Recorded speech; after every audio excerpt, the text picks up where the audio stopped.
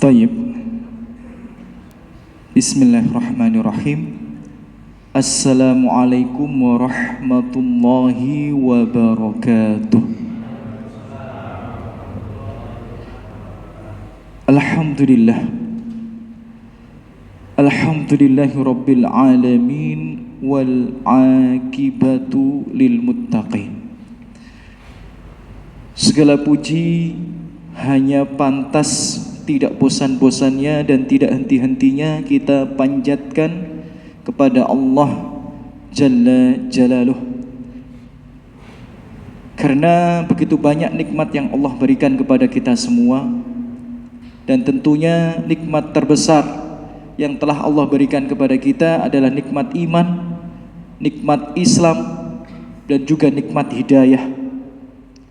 Yang dengan nikmat tersebut seorang hamba memiliki kesempatan yang sangat besar untuk bisa masuk surga Allah Subhanahu wa taala, seberapapun besar dosanya. Tapi tanpa iman, tanpa Islam, tanpa hidayah, walaupun 1 juta manusia memujinya, walaupun 1 juta manusia menyanjungnya, tanpa iman, tanpa Islam, tanpa hidayah, seseorang tidak akan pernah bisa memiliki kesempatan untuk masuk surga Allah Subhanahu wa taala. Maka kita bersyukur kepada Allah Subhanahu wa taala, alhamdulillahi rabbil alamin. Dan tidak lupa ikhwati fillah rahimani wa rahimakumullah, kita bersolawat Allahumma sholli wa sallim wa barik ala khairil anbiya'i wal mursalin nabiyina Muhammadin wa ala alihi wa ashabihi wa man tabi'ahum bi ihsanin ila yaumiddin, amma ba'd. Ikhwati fillah, Bapak Ibu, saudara-saudariku semua yang semoga selalu dijaga rahmat Allah Subhanahu wa taala. Sebelumnya kami ucapkan jazakumullah khairan atas hadirnya antum semua di majelis yang mulia ini, di rumah Allah yang mulia ini. Semoga hadirnya kita di sini Allah balas dengan sebaik-baiknya balasan. Allah angkat derajat kita dan menjadi sebab bergugurnya dosa-dosa kita di sisi Allah Subhanahu wa taala. Amin ya rabbal alamin. Insyaallah pada waktu yang terbatas ini kita akan belajar bersama ayat-ayat Allah, hadis-hadis Rasulullah sallallahu alaihi wasallam, dan juga nasihat para ulama yang bertemakan sebab-sebab diselamatkan dari neraka. Ya, jadi tema kajian kita pada malam hari ini yakni sebab-sebab diselamatkan dari neraka. Tema ini termasuk tema yang sangat urgent dan sangat penting, bukan hanya untuk kita pelajari dan kita pahami, tapi juga kita hafal dan juga kita terapkan dalam kehidupan kita sehari-hari bagi siapapun yang takut dan khawatir akan adab neraka. Tayyib, ikhwati fillah rahimani wa rahimakumullah. Salah satu harapan terbesar dari seorang hamba yang beriman adalah selamat dari siksa api neraka. Jadi boleh kita memiliki banyak harapan, tapi seandainya ada iman di dalam hati kita, maka bisa dipastikan kita ini memiliki harapan yang sama, yang itu termasuk harapan terbesar yang kita inginkan, yakni selamat dari siksa neraka. Karena kita mempercayai akan adanya akhirat, kita mempercayai akan adanya hari kiamat, yang apabila ada seorang hamba tidak mempercayai hari akhir, batal keimanannya. Karena salah satu daripada rukun iman itu adalah wabil yaumil akhir, kata Rasulullah. Iman kepada hari akhir, di antaranya tentu saja neraka. Maka konsekuensi daripada iman tersebut adalah kita berusaha semaksimal mungkin agar terhindar dari siksa neraka tersebut.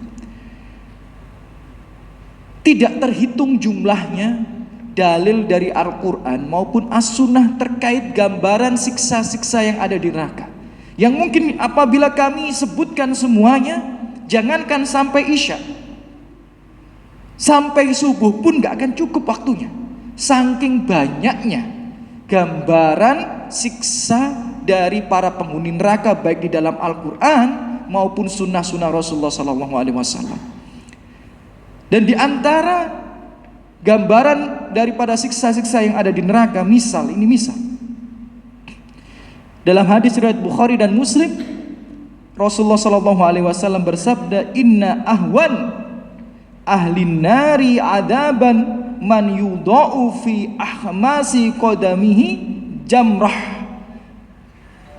yagli minha dimaguh. Dikatakan oleh Rasulullah SAW, penduduk neraka yang siksanya itu paling ringan, ahwan, yakni kakinya itu dipaksa untuk menginjak bara api neraka, hanya kakinya saja. Kemudian dikatakan yagli minha dimaguh, otaknya itu mendidih, padahal kakinya yang diminta untuk nginjak. Saking panasnya otaknya mendidih.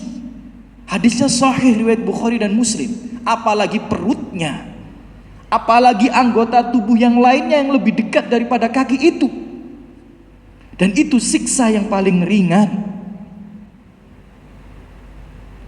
Kemudian gambaran siksa neraka yang lainnya, misal, supaya kita ini lebih takut, lebih khawatir, dan berusaha semaksimal mungkin agar terhindar daripadanya. Di surat As-Saffat ayat 64 sampai sekian, kalau nggak salah 68-an, Allah Subhanahu wa taala berfirman menceritakan di antara gambaran siksa neraka itu, innaha syajarah takhruju fi aslil jahim tal'uha ka'annahu ru'usus syayatin. Ada sebuah pohon yang keluar dari neraka, menyala-nyala, dan mayangnya pohon itu, ya, seperti kepala-kepala syaitan. Fa innahum la akiluna minha famaliuna minhal butun, kata Allah. Kemudian penghuni-penghuni neraka itu dipaksa untuk memenuhi perutnya dengan buah pohon itu, yakni pohon zakum. Dipaksa, mau nggak mau perutnya harus dipenuhi dengan pohon itu. Dan dalam riwayat yang lainnya dikatakan, apabila potongan dari buah zakum itu dilemparkan ke muka bumi ini, maka akan hancur, lebur dunia ini. Saking memiliki daya efek perusak yang sangat besar. Nah, bagaimana kalau dimasukkan ke dalam perut manusia? Kemudian dilanjutkan, tsumma innalahum 'alaiha la syauban min hamim.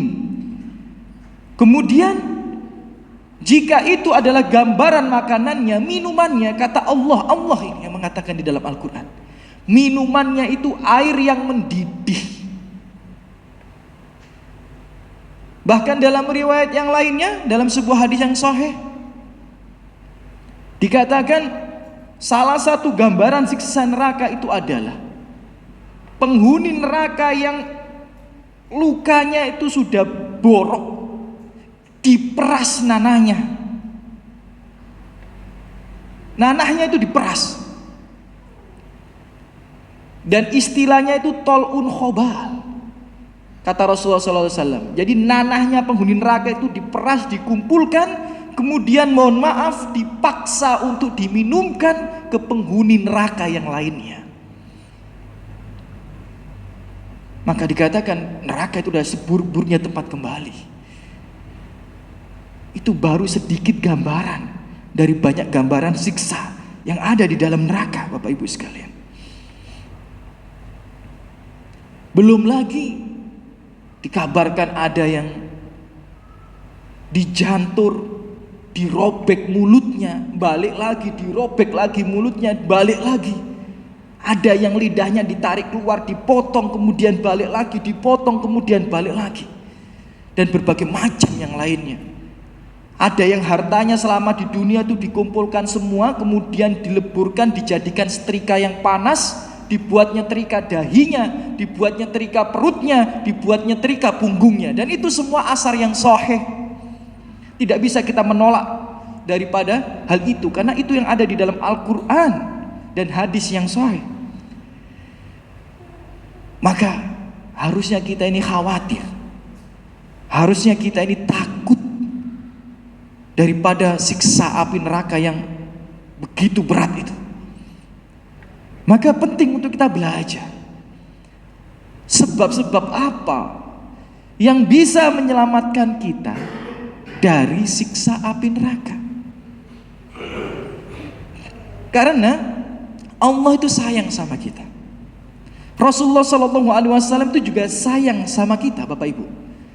Maka daripada itu dijelaskan, kiat-kiatnya itu ini loh. Kalau kamu pengen selamat daripada siksa neraka, seperti ini kiatnya, baik di dalam Al-Quran maupun hadis Rasulullah SAW.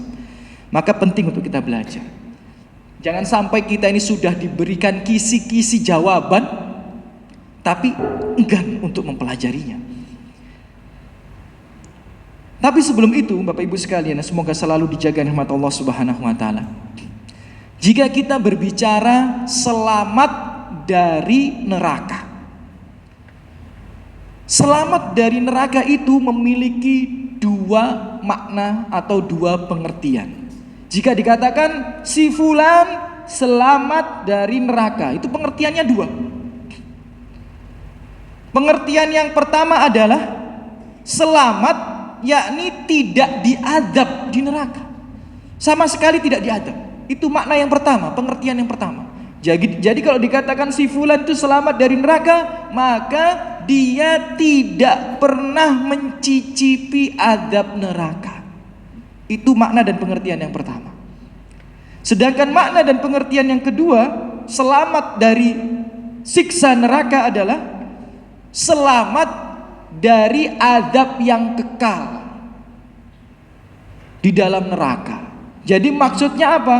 Dia itu masuk neraka memang, diadab di dalam neraka, tapi dia selamat dalam artian tidak kekal selama-lamanya di dalam neraka. Nah, itu ada dua pengertian yang penting untuk kita pahami, Bapak Ibu. Jadi kalau dikatakan seseorang itu selamat dari neraka, itu ada dua pengertian. Yang pertama, memang tidak pernah mencicipi adab neraka, dan tentu saja itu harapan terbesar kita. Dan yang kedua, dia memang selamat, tapi yang dimaksud adalah bukan selamat tidak pernah diadab, tidak, tapi maksudnya selamat dari adab yang kekal. Jadi dia akan diselamatkan dari neraka yang tidak kekal selamanya di dalamnya. Karena ada orang tidak selamat dari adab neraka, itu maksudnya kekal selama-lamanya di dalam neraka dan tidak memiliki kesempatan untuk mencicipi surga walaupun secuil, walaupun sekejap. Baik, mungkin ada pertanyaan Bapak Ibu sekalian yang semoga selalu dijaga dan dirahmati oleh Allah Subhanahu wa taala. Ustaz, apakah mungkin kita ini selamat dari siksa neraka? Mungkin atau tidak Ustadz kita ini selamat dari siksa neraka? Kita adalah manusia yang berlumur dosa. Kita pendosa, kita pelaku maksiat. Apakah masih mungkin untuk selamat dari siksa neraka? Padahal kullu bani Adam khata', setiap anak Adam itu pendosa. Bisa nggak dia selamat dari siksa neraka itu? Tidak mencicipinya sama sekali. Padahal dosa itu diancam dengan siksa neraka. Sebagaimana di surat Al-Furqan ayat 63, "Falyahdharil ladina yukhalifuna an amrih an tusibahum fitnah au yusibahum adabun alim." Artinya apa? Hendaknya orang-orang yang menyelisihi Rasulullah, yang menyelisihi Allah Subhanahu wa taala itu takut dan khawatir. Takut dan khawatir akan apa? Antusibahum fitnah, musibah menimpanya di dunia, au yusibahum adabun alim, atau dia akan mendapatkan adab yang teramat pedih nanti di neraka.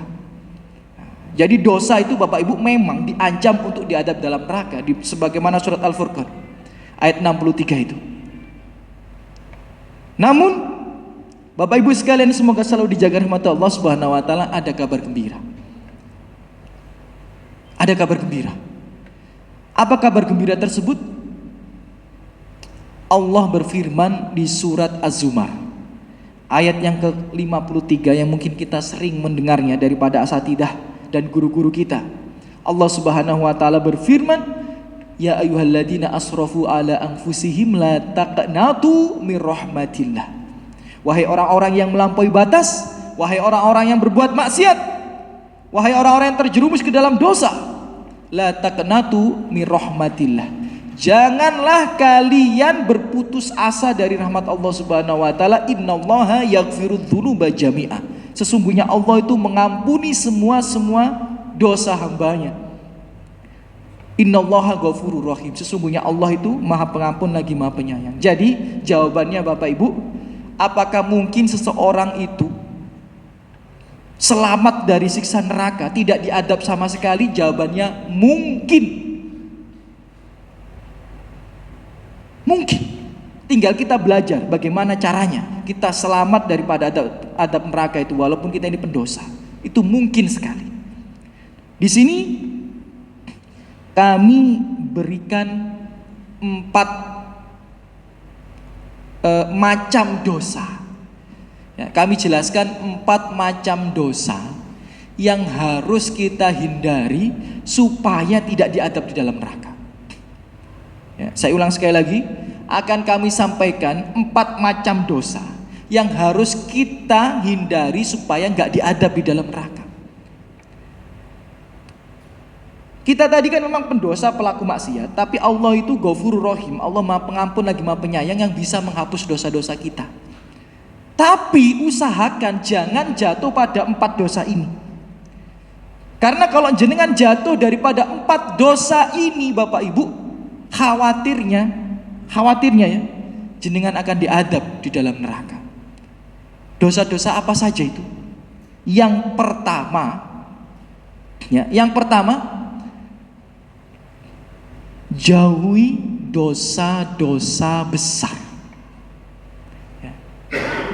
Kita memang pendosa, kita memang pelaku maksiat. Baik antum yang duduk di situ maupun saya yang duduk di sini, kita semua pendosa. Kita semua pelaku maksiat. Tapi Allah itu Maha Pengampun. Allah bisa mengampuni segala dosa-dosa kita yang tidak terhitung jumlahnya itu. Tapi ada tapinya. Jauhi dosa besar.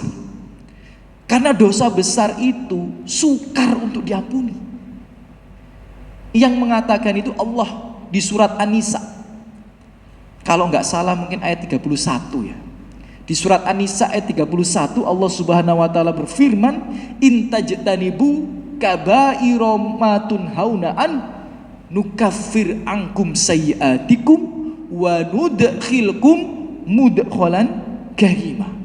Allah mengatakan, seandainya kalian itu menjauhi dosa-dosa besar daripada dosa-dosa yang dilarang oleh Allah Subhanahu wa taala. Jadi Allah tahu kita ini nggak lepas dari dosa kecil, Allah tahu. Maka daripada itu Allah mengatakan, jika kalian menjauhi dosa-dosa besar,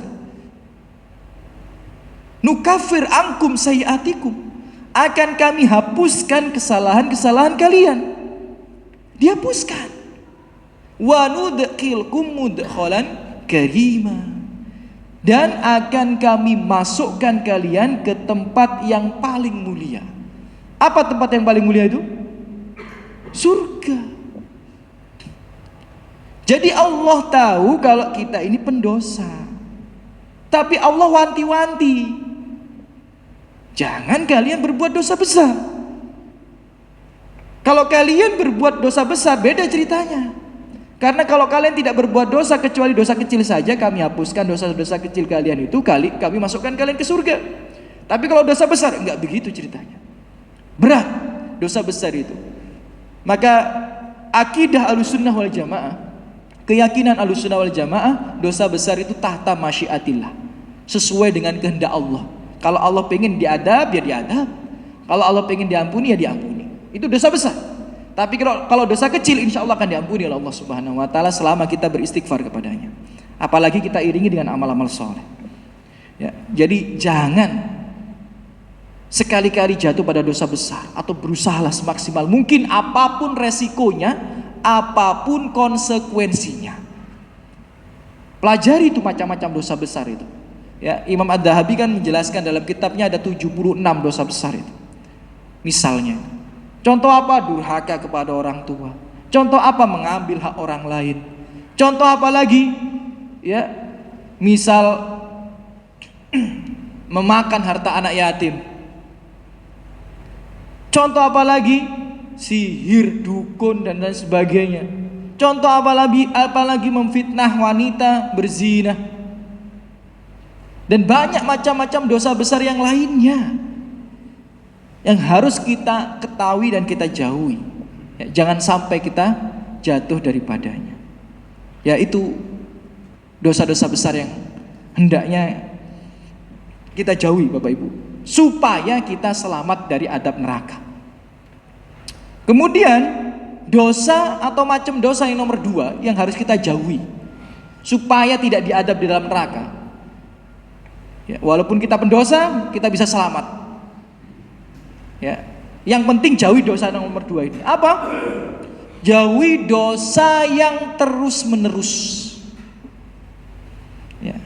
Jadi walaupun itu dosa kecil, tapi kalau berkelanjutan, kalau terus menerus, beda ceritanya. Karena Rasulullah bersabda dalam hadis riwayat Bukhari dalam kitab Adabul Mufrad, wailul lil musirin, celaka diancam di neraka musirin. Siapa musirin itu? Alladzina yusiruna ala ma fa'alu wa hum ya'lamun, yakni mereka yang terus menerus berkelanjutan dalam maksiat sedang mereka ya'lamun, mengetahui bahwa itu maksiat. Nah, maka hati-hati Bapak Ibu sekalian. Walaupun itu dosa kecil, tapi kalau terus menerus bisa susah diampuni. Loh. Karena Ahlussunnah wal Jamaah itu dalam keyakinannya membagi dosa itu menjadi 2, dosa besar dan dosa kecil. Dosa kecil itu diampuni, dosa besar itu butuh perjuangan supaya diampuni oleh Allah Subhanahu wa taala, butuh pengorbanan. Nah, sedangkan dosa kecil tadi itu diampuni kecuali ada pengecualiannya. Apa? Yang terus menerus. Contoh dosa kecil itu apa? Ijma ulama, Bapak Ibu sekalian ya. Ijma ulama, mohon maaf ya, melihat wanita yang terbuka auratnya, kemudian tidak kita tundukkan pandangan kita ini, bagi bapak-bapak ini. Jadi ada wanita yang terbuka auratnya, kemudian tidak kita tundukkan pandangan kita, kata para ulama, ini dosa kecil sebenarnya. Insya Allah ketika kita beristighfar Allah akan ampuni. Tapi beda ceritanya apabila itu sifatnya berkelanjutan, terus menerus, menjadi kebiasaan. Maka jangan salahkan Allah jika nanti Allah mengadab kita di dalam neraka dikarenakan dosa tersebut. Karena Rasulullah sudah mewanti-wanti, wailul lil musirin, celaka bagi musirin, orang yang terus menerus berbuat dosa itu. Kemudian dosa apa lagi Ustadz yang harus kita jauhi supaya kita selamat dari siksa neraka? Selamat dalam artian gak pernah diadab ini, karena dosa kita insya Allah akan diampuni semua. Yang nomor 3, jauhi dosa yang terang-terangan. Jauhi dosa yang terang-terangan, yang kita tampakkan di depan umum, di hadapan manusia, atau kita ceritakan. Nah, hati-hati itu, karena ada dalilnya ini Bapak Ibu. Jadi tidak boleh kita berbicara agama kecuali tanpa dalil. Jadi jenengan itu kalau belajar, perhatikan Ustadz jenengan itu ngomongnya itu pakai dalil apa tidak gitu. Karena nggak boleh kita berbicara masalah agama tanpa dalil, haram. Jadi harus pakai dalil. Jangankan nggak pakai dalil palsu aja haram. Apalagi ngomong panjang lebar nggak ada dalilnya sama sekali. Naudzubillah min dzalik. Apa dalilnya Ustaz? Hadis riwayat Bukhari, sahih hadisnya. Kata Rasulullah sallallahu alaihi wasallam, "Kullu ummati mu'afa." Masya Allah, ini termasuk, Bapak Ibu sekalian, ini termasuk keutamaan umat Muhammad sallallahu alaihi wasallam yang hendaknya kita bersyukur, jangan disia-siakan. Apa kata Rasulullah? Kullu ummati, setiap umatku, saya, antum semua Bapak Ibu, mu'afa, diampuni. Masya Allah. Jadi saya dan antum semua itu diampuni oleh Allah, insya Allah. Kita akan masuk surga. Kita akan diselamatkan dari adab neraka. Itu janji Rasulullah yang tidak pernah berdusta dalam berkata. Diampuni kita. Dosa kita yang banyak ini akan diampuni oleh Allah. Tidak akan kita diadab di neraka. Illa, kata Rasulullah, kecuali siapa? Illa al-mujahirin. Apa mujahirin itu? Orang yang terang-terangan atau suka menceritakan kemaksiatannya. Maka hati-hati kalau bermaksiat di depan umum. Hati-hati kalau bermaksiat kemudian diupload di media sosial. Hati-hati ya, kalau menceritakan maksiat kita ke teman-teman kemudian berbangga-bangga dengan maksiat itu, yang harusnya diampuni jadi nggak diampuni, Bapak Ibu.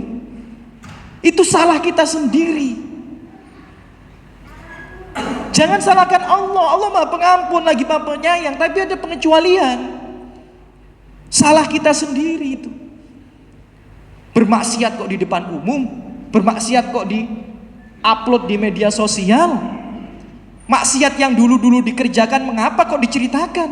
Padahal kata para ulama, contoh maksiat yang ciri-cirinya nanti diampuni oleh Allah Subhanahu wa taala adalah ketika maksiat itu tidak diketahui oleh manusia di dunia. Jadi kalau kita punya maksiat, Allah tutupi aib itu di dunia, itu ciri-cirinya akan Allah tutupi juga, akan Allah ampuni juga nanti di hari kiamat. Makanya jangan diceritakan. Dulu pernah pacaran 20 kali, cerita ke anaknya, "Nak, bapakmu dulu itu kalau nembak perempuan gak pernah ditolak." Alun-alun itu ya sudah tak bawa berapa perempuan ke situ. Astagfirullah. Nah, ibumu ini primadona sekolah. Masya Allah. Kalau jalan itu langsung semua mata melihat ibumu ini gitu. Mantannya ibumu ini orang-orang sukses semua. Astagfirullah. Nggak usah diceritakan maksiat-maksiat yang telah lalu. Tutupi saja. Dan apalagi memamerkan, mengupload di media sosial kemaksiatan itu, naudzubillah min dzalik, bisa menjadi dosa jariyah.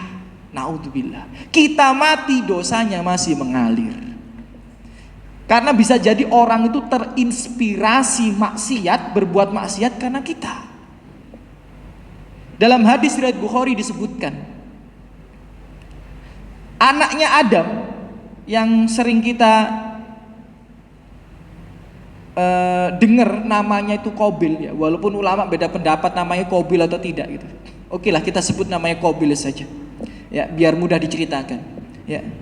Qabil yang membunuh saudaranya itu, dalam hadis riwayat Bukhari dikatakan setiap ada pembunuhan setelahnya, maka Qabil ikut mendapatkan dosa jariyahnya. Mengapa? Karena Qabil itulah yang mencontohkan dosa pembunuhan pertama kalinya. Ibu-ibu joget-joget di media sosial, ya. Kemudian temennya yang lihat status ibu ini terinspirasi, ikutan joget-joget. Walaupun ibu sudah berhenti, dosa jariyahnya masih mengalir. Naudzubillah min dzalik. Ya, maka hindari dosa yang terang-terangan tadi. Yang nomor 4, dosa yang kita jauhi supaya kita ini mendapatkan ampunan dan tidak masuk neraka sama sekali adalah dosa yang diremehkan. Jangan pernah meremehkan dosa. Baik walaupun dosa itu dibagi menjadi dosa besar dan dosa kecil, jangan pernah meremehkannya. Karena apabila kita remehkan, seolah-olah kita ini tidak takut dengan adab Allah Subhanahu wa taala. Dan itu menjadi dosa besar. Dosa kecil yang diremehkan itu bisa menjadi dosa besar. Astaghfirullahaladzim. Nastaghfirullah wa natubu ilaih. Ada hadisnya Bapak Ibu. Hadisnya riwayat Muslim. Rasulullah bersabda, "Innal mu'min yaradzunubahu ka'annahu qa'idun tahta jabal yakhafu ayyaqa'a alaihi." Seorang muslim mukmin yang hakiki, yang sejati, yang Allah akui keimanannya, yang Allah janjikan surga dan dihindarkan dari adab neraka, itu punya ciri-ciri. Apa ciri-cirinya? Apa sifat yang melekat kepadanya? Kalau dia terjerumus ke dalam kemaksiatan, yang kita semua adalah pelaku maksiat. Kalau dia terjerumus ke dalam kemaksiatan, kata Rasulullah, dia itu perasaannya seperti orang yang duduk di bawah gunung. Kemudian gunungnya itu horak.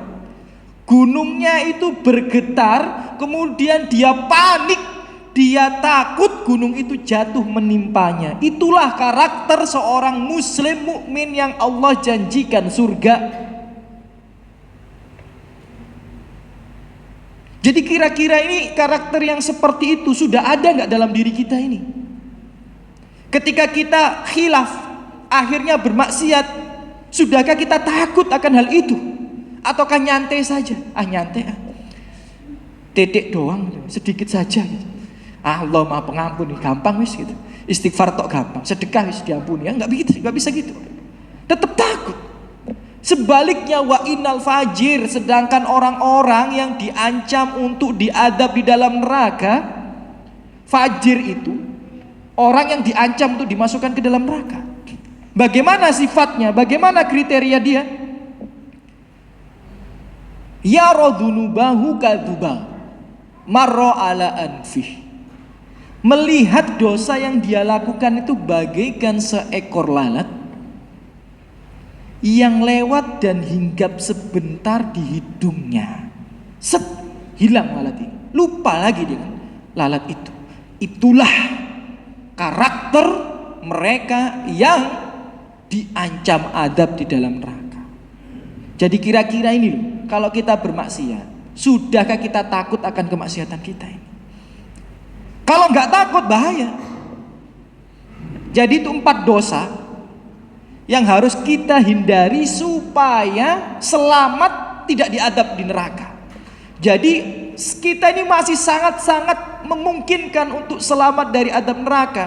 Sangat memungkinkan. Lewat pengadilan Allah kemudian bledeng masuk surga. Nggak pakai masuk neraka terlebih dahulu. Sangat memungkinkan. Walaupun pelaku maksiat Ustaz, walaupun pelaku maksiat, karena Allah tahu kita pelaku maksiat dan Allah Maha Pengampun. Syaratnya apa tadi? Jauhi 4 dosa itu. Yang pertama, dosa-dosa besar. Yang kedua, dosa yang terus-menerus walaupun kecil.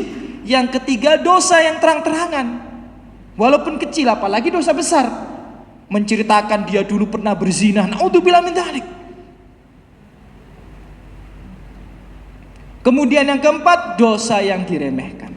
Maka mereka yang menjauhi 4 macam dosa itu, insya Allah kemungkinannya sangat besar untuk diselamatkan dari siksa api neraka, walaupun sekejap, walaupun secuil. Taib, itu tadi ya makna yang pertama dari selamat. Makna yang pertama dari pengertian selamat dari siksa neraka. Jadi selamat dari siksa neraka itu pengertian yang pertama, sama sekali tidak diadab, selamat total, nggak pernah diadab sedikit pun. Nah, dengan cara apa? Jauhi 4 dosa yang kami sebutkan tadi itu. Nah, kemudian makna yang kedua, adalah selamat maksudnya tidak diadab di neraka dalam kurun waktu yang lama atau kekal. Kan ada orang yang masuk neraka itu sekejap Bapak Ibu. Nanti kami ceritakan, ada hadisnya. Jadi ada orang dosanya banyak, gak pantas masuk surga langsung, karena mungkin dia jatuh pada dosa-dosa besar. Dia masuk neraka, tapi sebentar. Loh kok bisa dia selamat ini? Ada sebabnya itu. Atau ada orang tidak pernah berbuat kebaikan sama sekali, tapi bisa masuk surga Allah Subhanahu wa taala. Kok bisa? Ada sebabnya itu. Nanti insya Allah kami sampaikan di waktu yang terbatas ini. Taib. Selamat dari siksa neraka yang dalam kurun waktu lama atau berkelanjutan, itu ada dua sebab Bapak Ibu. Saya ulang sekali lagi, ada dua sebab. Yang pertama, orang itu bisa diselamatkan dari neraka nggak suwe-suwe, bahasanya kita itu, nggak lama-lama. Sebab yang pertama adalah mendapatkan syafaat. Jadi orang itu harusnya diadab di neraka itu lama, karena perhitungan hari di akhirat dengan perhitungan hari di dunia itu 1:1000 tahun. 1:1000 tahun. Harusnya orang masuk neraka itu harusnya lama. Loh, tapi kok dia sebentar itu loh. Kenapa kok bisa diselamatkan? Sebab yang pertama, mendapatkan syafaat. Bapak Ibu sekalian, semoga selalu dijaga rahmat Allah Subhanahu wa taala. Syafaat itu apa? Ya, syafaat itu pertolongan. Ya, pertolongan. Kalau bahasa kita apa? Kompensasi gitu. Ya, dapat syafaat dia. Dan syafaat itu macam-macam Bapak Ibu sekalian. Ada syafaat dari Allah, ada syafaat dari Nabi, ada syafaat dari orang-orang saleh. Ya.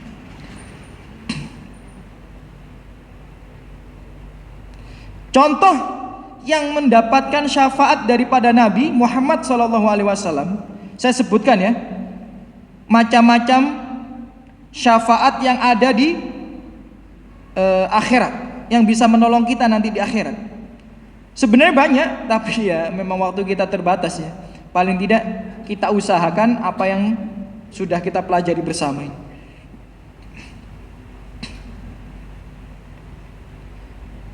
Yang pertama, misal daripada orang yang mendapatkan syafaat adalah mereka yang mentauhidkan Allah dan ikhlas beribadah hanya kepadanya. Dalilnya di hadis riwayat Bukhari. Jadi kalau kita ini mentauhidkan Allah dengan benar, tidak tercampur tauhid itu dengan kesyirikan, ikhlas beribadah hanya kepada Allah, bukan untuk disanjung manusia, bukan untuk dipuji manusia, ikhlas hanya kepada Allah, bukan riya. Rasulullah mengatakan, as'adun nasi bi syafaati yaumal qiyamah. Nanti ada orang yang sangat-sangat bahagia di hari kiamat. Harusnya dia diencop-encop nonang rokok, diadab, tiba-tiba diselamatkan, maka dia adalah salah satu orang yang sangat bahagia di hari kiamat.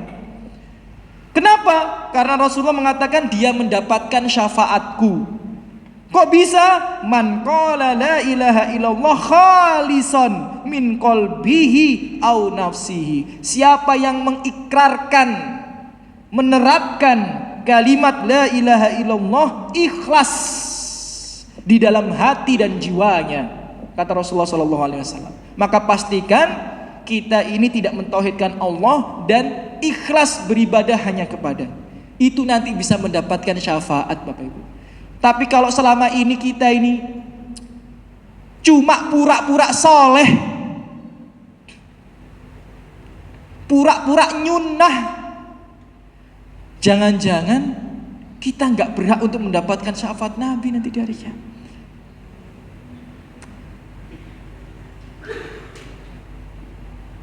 Maka introspeksi diri, ya. Tauhidkan Allah dengan benar, ikhlas beribadah hanya kepadanya. Kemudian contoh misal syafaat nanti di hari kiamat adalah mereka yang dekat dengan Al-Quran. Hadisnya riwayat Muslim, Iqra'ul Quran fa innahu ya'ti yaumal qiyamah syafi'an li ashabi. Bacalah Al-Quran, tadabburilah Al-Quran, sibukkan diri kalian dengan Al-Quran. Fa innahu ya'ti yaumal qiyamah syafi'an li ashabi. Karena Al-Quran itu nanti akan datang di hari kiamat memberikan syafaat untuk mereka yang dekat dengannya. Ya, jadi pastikan tiada hari kecuali kita ada waktu ya yang kita habiskan dengan Al-Quran. Ya. Karena itu akan bisa menjadi syafaat nanti di hari kiamat. Yang nomor 3 misal diantaranya puasa. Ya, karena puasa dikatakan oleh Rasulullah SAW dalam sebuah hadis yang sahih, as-siyamu wal Qur'anu yasfa'ani lil abdi yaumal qiyamah. Nanti puasa dan Al-Quran itu akan saling berlomba untuk memberikan syafaat kepada seorang hamba di hari kiamat. Contoh misal syafaat yang lainnya, mereka yang mendawamkan, yang membiasakan mengamalkan doa setelah adzan. Rasulullah mengatakan, barang siapa yang membaca ketika mendengar adzan, setelah mendengar adzan itu membaca Allahumma robba hadhihi itu, kemudian dikatakan lahu syafaati yaumal qiyamah, dia akan mendapatkan syafaatku di hari kiamat. Maka biasakan ini. Contoh yang lainnya, orang yang rajin bersolawat kepada Rasulullah SAW. Ulan nasi bi yaumil qiyamah ya aktsaruhum ala sholah. Nanti orang yang aku selamatkan dengan syafaatku di hari kiamat itu adalah mereka yang sering membaca sholawat. Ya. Contoh yang lainnya, seorang muslim yang disolati minimal 40 ahli tauhid. Hadisnya banyak, ada riwayat Muslim, ya, ada riwayat yang lainnya. Dikatakan mamin rojulin muslimin yamutu fayakumu ala janazatihi arba'una rojulan la yusrikuna billahi syai'a illa syafa'ahumullahu fihi. Kalau ada orang mati, kemudian minimal ada 40 orang sholat, sedangkan 40 orang itu ahlu tauhid, wis ngaji, tidak pernah tercampur dengan kesyirikan, tidak percaya dengan ramalan, tidak percaya dengan sesajen, tidak percaya dengan hurafat, gak mau yang namanya tingkepan, gak mau yang namanya ngubur ari-ari setelah lahiran, gak percaya dengan bulan Muharram itu bulan sial, gak percaya kalau burung itu bersuara itu ada orang mati. Ahlu tauhid, dia menerapkan tauhid dengan benar. Kalau burung dares muni, wah iki orang mati, bukan ahlu tauhid, dia gak bisa itu ngasih syafaat. Jadi orang itu kalau tauhidnya benar, rata-rata orang yang tauhidnya benar itu siapa? Ya jamaah kajian, karena sudah ngaji dia. Orang-orang awam tauhidnya itu bermasalah, campur aduk dengan keyakinan-keyakinan yang aneh itu. Jangan nikah di bulan Muharram, jangan nikah di bulan Syuro, nanti sial dan sebagainya. Orang nikah di depan rumahnya harus ada pisang apa di sebelah kanan, pisang apa sebelah kiri. Itu khurafat semua itu. Ya, itu imannya bercampur dengan kesyirikan. Tapi orang-orang yang sudah ngaji, yang sudah belajar tauhid dengan benar, nah, kalau ada 40 orang mensolati jenengan, Masya Allah, dijamin jenengan masuk surga, walaupun nanti sementara mencelup nan rokok sebentar, kalau kebanyakan dosa. Kenapa? Karena disolati 40 ahlu tauhid. Pertanyaannya gimana caranya supaya kita disolati oleh 40 ahlu tauhid ini? Ya sering-sering datang kajian jenengan, supaya punya teman-teman orang kajian, deket sama ustadz. Kan ustadz itu kalau ngumpulin jamaah gampang. Misal jenengan deket sama ustadz, mohon maaf kalau jenengan meninggal, tinggal ustadznya bilang, ini si fulan ini jamaah kajian, ayo semuanya datang. Jangankan 40, 200 datang. Tapi jenengan kalau jarang ngaji, seringane cangkruan nang kopi ambek rokokan, sing nyolati ya sih gak tahu sembayang.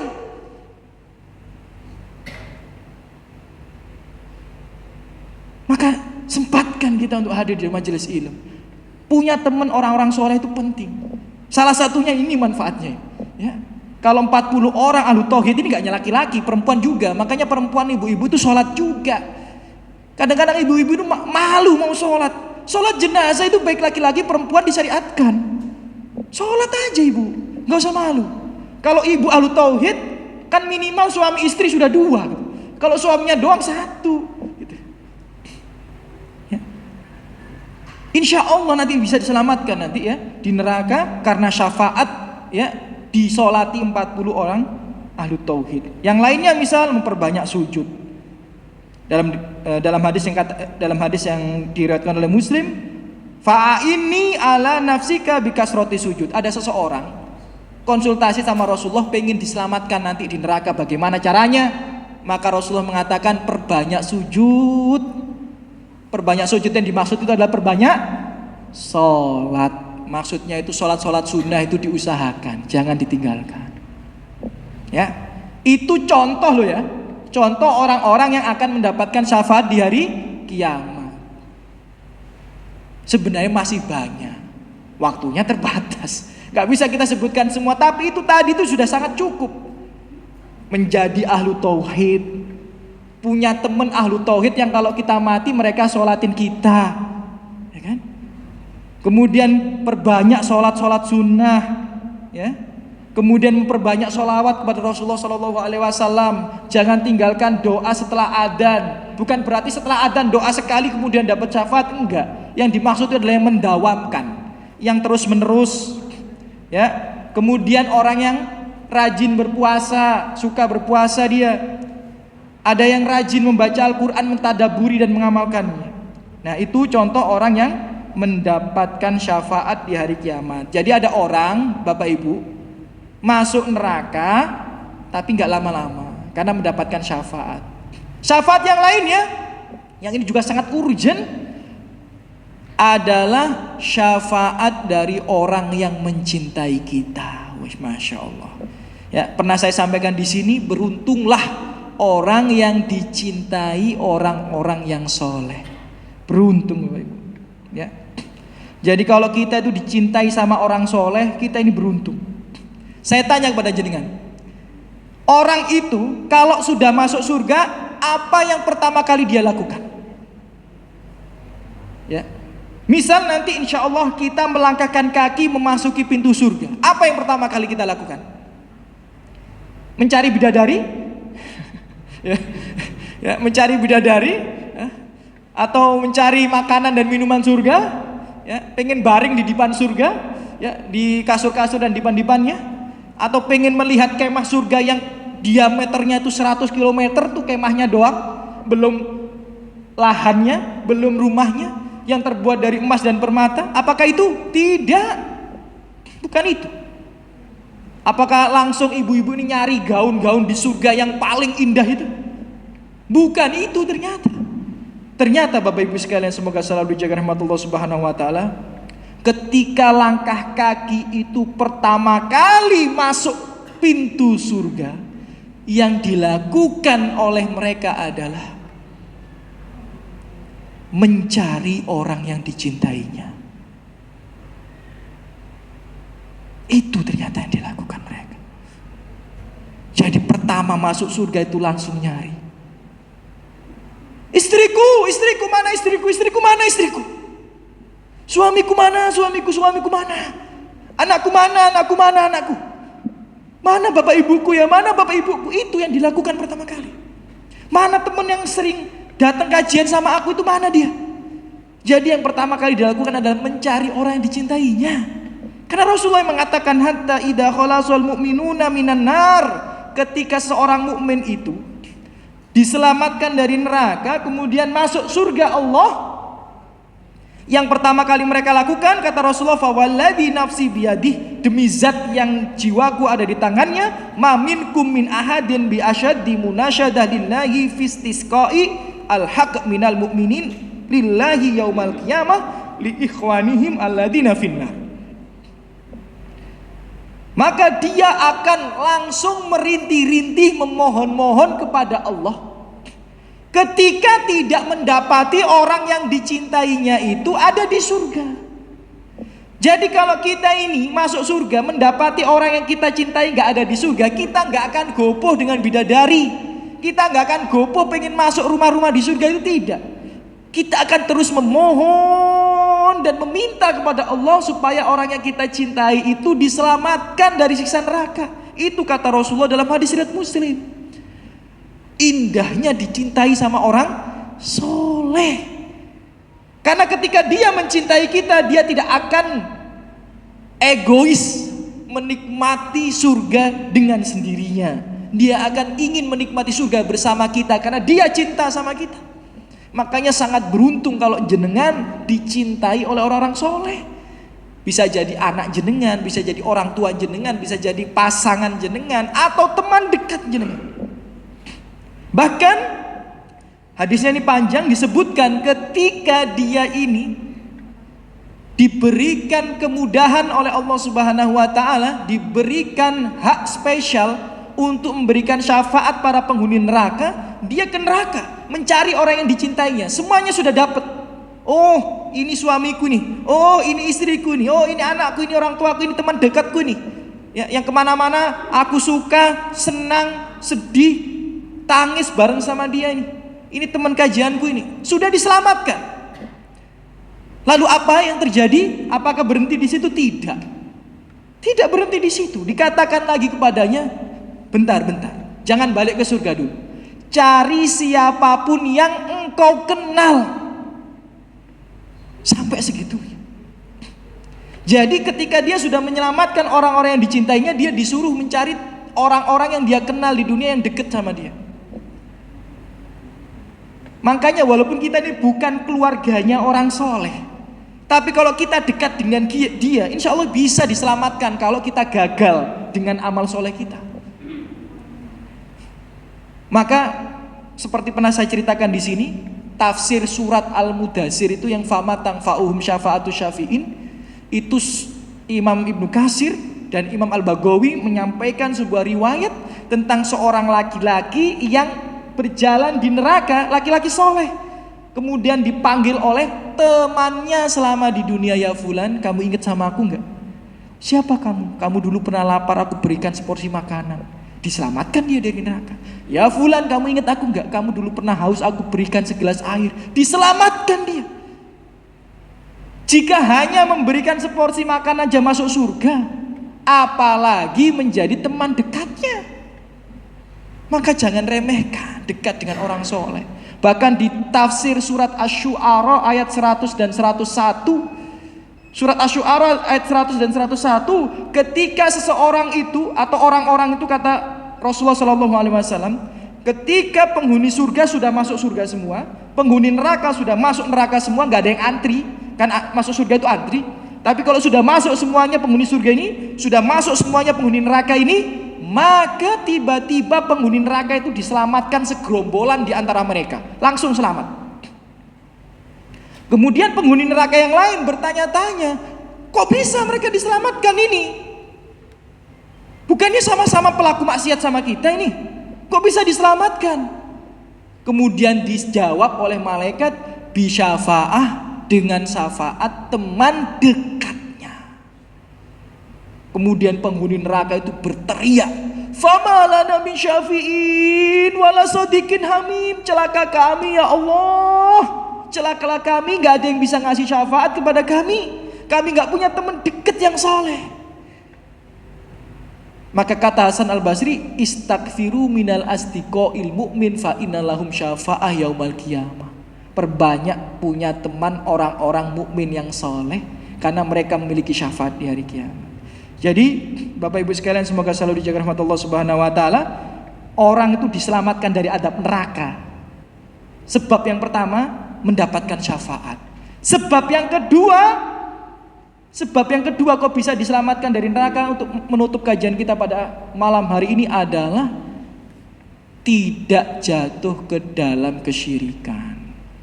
Jadi Bapak Ibu, manusia itu walaupun dosanya itu tidak terhitung walaupun dia tidak pernah berbuat kebaikan walaupun secuil, dia pasti akan masuk surga dan tidak kekal di neraka kalau tidak jatuh ke dalam kesyirikan. Ini ada hadis yang panjang, riwayat Bukhari dan Muslim, diceritakan ada orang yang paling terakhir masuk surga, paling terakhir. Kenapa kok paling terakhir masuk surga? Karena dia ini tidak pernah berbuat kebaikan sama sekali kecuali secuil saja. Gak pernah berbuat kebaikan, atau mungkin kebaikannya tertolak, kecuali secuil saja. Tapi disebutkan di sini Bapak Ibu sekalian, ada iman di dalam hatinya, tidak tercampur dengan kesyirikan. Maka dia diperintahkan oleh Allah Subhanahu wa taala untuk masuk surga dan mencari tempatnya yang di surga itu. Dicari nggak ketemu, disuruh nyari lagi, dicari nggak ketemu. Kemudian akhirnya sama Allah Subhanahu wa taala, ya udah gini saja, bayangkan kenikmatan yang bisa kau bayangkan. Maka dia membayangkan semua kenikmatan yang ada di dunia ini, dia bayangkan semua. Kemudian kata Allah Subhanahu wa taala, engkau aku berikan 10 kali lipat daripadanya. Jadi orang yang terakhir masuk surga itu adalah orang yang tidak pernah berbuat kebaikan kecuali secuil, tapi dia tidak pernah tercampur dengan kesyirikan, dan balasannya 10 kali lipat nikmat dunia. Itu yang terakhir kali masuk surga. Ya, bahkan dikatakan yukhraju, ketika Rasulullah mengatakan man qala ma min abdin yaqulu la ilaha illallah wa ma ta'ala dzalik illa dakhala jannah. Tidaklah seorang hamba mengikrarkan la ilaha illallah, menerapkan la ilaha illallah wa ma ta'ala dzalik, mati di atas la ilaha illallah, kecuali dia akan masuk surga. Kemudian Abu Dzar protes, wa in zana wa in saraka, walaupun dia berzina, walaupun dia mencuri ya Rasulullah. Kata Rasulullah, wa in zana wa in saraka, walaupun dia berzina, walaupun mencuri. Sampai diulang 4 kali, walaupun dia berzina, walaupun dia mencuri, dia pasti akan masuk surga. Karena ketauhidan yang ada di dalam hatinya. Maka daripada itu jangan pernah gadaikan ketauhidan kita demi secuil nikmat dunia. Jangan pernah membuang ketauhidan kita demi takut akan kehidupan kita di dunia. Apapun resikonya, pertahankan tauhid itu. Walaupun kita kehilangan harta, walaupun kita kehilangan kedudukan, walaupun kita kehilangan orang yang kita cinta, walaupun kita dikucilkan oleh keluarga, jangan pernah menggadaikan tauhid kita. Sebagaimana kisahnya Sa'ad bin Abi Waqqas, ketika ibunya tahu kalau dia ini mengikuti agamanya Muhammad, kemudian dia memutuskan ibunya itu tidak makan dan tidak minum sampai Sa'ad bin Abi Waqqas balik lagi ke agamanya nenek moyangnya. Kalau berdoa kepada Lata, Uzza dan Manat itu, nggak langsung kepada Allah. Ya Sa'ad bin Abi Waqqas nggak mau. Kemudian ibunya sampai pingsan. Ketika ibunya pingsan, saudarinya Sa'ad bin Abi Waqqas manggil Sa'ad bin Abi Waqqas. Wahai saudaraku, ibu kita pingsan, ibu kita pingsan. Padahal Sa'ad bin Abi Waqqas itu adalah termasuk sahabat yang terkenal sangat cinta dengan ibunya. Didatangi ibunya tadi. Kemudian ibunya bilang, kembalilah dan tinggalkanlah agamanya Muhammad. Balik dongo mana kepada Lata, Uzza dan sebagainya. Kemudian apa? Katanya Sa'ad bin Abi Waqqas, kalimatnya Sa'ad bin Abi Waqqas yang diabadikan dengan tinta emas bahasa kita ini sampai saat ini. Ya, demi Allah wahai ibuku tercinta, demi Allah wahai ibuku tercinta, seandainya engkau memiliki 100 nyawa, kemudian nyawa itu keluar satu persatu, kamu sakit mati, sakit kelaparan kehausan mati, kelaparan kehausan mati lagi, kelaparan kehausan mati lagi, sampai 100 kali, demi Allah ibuku yang tercinta, walaupun kau memiliki 100 nyawa dan dicabut satu persatu, aku tidak akan pernah meninggalkan agamaku ini, agama Muhammad ini. Tidak akan kembali minta kepada selain Allah Subhanahu wa taala. Jadi itulah konsekuensi daripada tauhid. Dan yang jadi Masalahnya itu Bapak Ibu, sudah menjadi sunnatullah. Orang yang berpegang teguh prinsipnya dengan tauhid akan diuji. Itu sudah menjadi sunnatullah. Di surat Al-Ankabut dijelaskan bahwa ada orang yang bertauhid kepada Allah, kemudian akan Allah datangkan fitnah dari manusia. Kemudian sebagian di antara mereka ada yang berhasil selamat dari fitnah ini, sebagian di antara mereka lebih takut dengan fitnah manusia itu daripada fitnah atau azab Allah Subhanahu wa taala. Jadi itu sudah menjadi sunnatullah. Kalau kita berpegang dengan prinsip tauhid ini, akan ada fitnah daripada manusia. Bisa jadi dicaci, bisa jadi dikucilkan, bisa jadi ditinggalkan. Itu sunnatullah. Dan kata Allah, sebagian itu selamat, sebagian itu gagal. Ada yang lebih takut dicaci maki manusia, lebih takut dikucilkan manusia daripada adab neraka Allah Subhanahu wa taala. Maka jangan gadaikan hal ini. Mungkin itu yang bisa kami sampaikan. Tidak terasa sudah 55 menit kita bersama. Ya, apabila ada salah dan kata, itu kurangnya dari saya pribadi, ya, dan lebihnya dari taufik Allah Subhanahu wa taala. Ada pertanyaan satu atau dua pertanyaan mungkin. Kalau tidak ada, kami cukupkan. Thayyib, ya. Semoga Allah Subhanahu wa taala, ya, memudahkan kita untuk mengamalkan ilmu atau pelajaran yang sudah kita pelajari bersama tadi, ya, bahwa ternyata seseorang manusia itu memiliki kesempatan yang sangat besar untuk bisa selamat dari siksa api neraka. Baik yang selamat total tidak pernah diadab, atau mungkin selamat tidak diadab dalam kurun waktu yang lama. Dan itu yang sudah kami sampaikan, ya, hendaknya kita jadikan bahan evaluasi bersama, saya dan antum semua, dan kita amalkan, aplikasikan dalam kehidupan kita sehari-hari. Alhamdulillah wassalatu wassalamu ala Rasulillah. Ya, semoga yang hadir di sini balas oleh Allah Subhanahu wa taala dan sebaik-baiknya balasan. Allah angkat derajatnya, Allah ampuni dosa-dosanya, Allah limpahkan rahmat dan rezeki kepadanya, Allah angkat musibah, masalah, penyakit yang menimpa dirinya pun keluarganya, Allah berikan taufik, dimudahkan dalam ketaatan, Allah berikan hidayah sehingga kita dimudahkan terus berada di atas kebenaran. Kemudian Allah berikan kita husnul khotimah dan dikumpulkan di surga Allah Subhanahu wa taala. Amin ya rabbal alamin. Kita tutup dengan doa kafaratul majelis. Subhanakallahumma bihamdika asyhadu an la ilaha illa anta astaghfiruka wa atubu ilaik. Assalamualaikum warahmatullahi wabarakatuh.